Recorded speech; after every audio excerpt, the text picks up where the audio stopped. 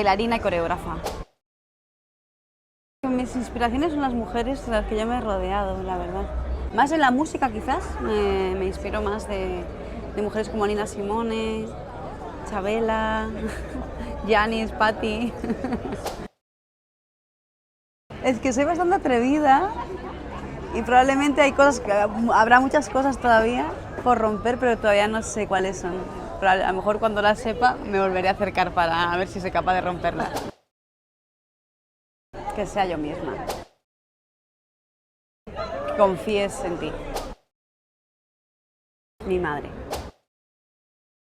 Pues me parece maravilloso siempre que haya como plataformas o espacios que le dediquen una mirada no más atenta a lo que estamos haciendo, porque creo que es importante y necesario y urgente hacerlo.